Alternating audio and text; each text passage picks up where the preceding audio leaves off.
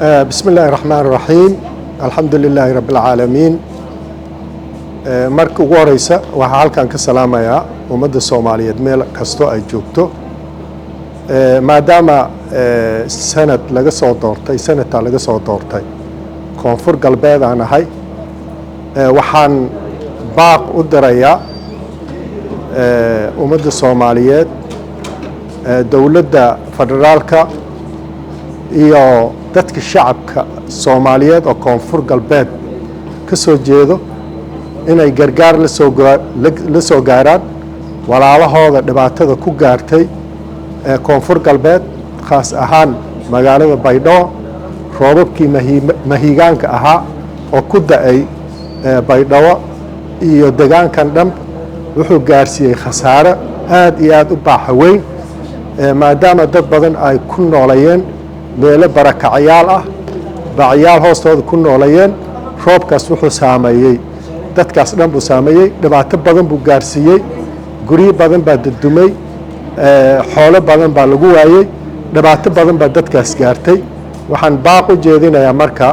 in dadkan loo soo gurmido hadday ahaato dawladda federaalka hay'adaha caalamiga iyo dadka ka soo jeeda koonfur galbeed oo dalka dibadiisa ku nool baaqas yaan soo jeedinayaa baaqas in laga howlgalo yaan rajaynayaa tan kale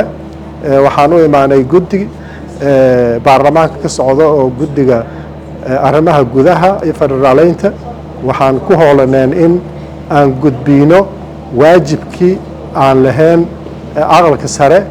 ee ahaa federaalka hirgelintiisa iyo daadejinta awoodaha dawladda waxaa aad iyo aad aan ugu faraxnay koonfur galbeed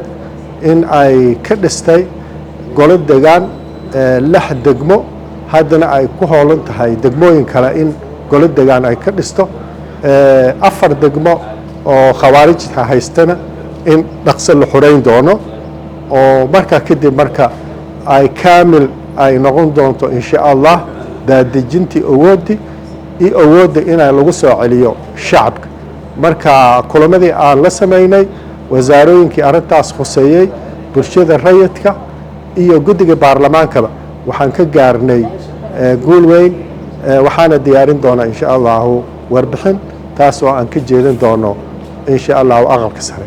marka labadii qodob aan u imaanay inaan u gurmino dadka dhibaatada gaartay iyo dhinaca kale ee horumarinta dawladnimada iyo daadejinta awoodda labadaba waa noo hirgaleen madaxweynaha aad iyo aad u mahadsan yahay soo dhaweynta asaga iyo mas'uuliyiintii ka hooseysay uu ku jiro kusmaha gudoomiyaha baarlamaanka iyo ku-xigeenkiisba marka reer koonfur galbeed waxaan leeyahay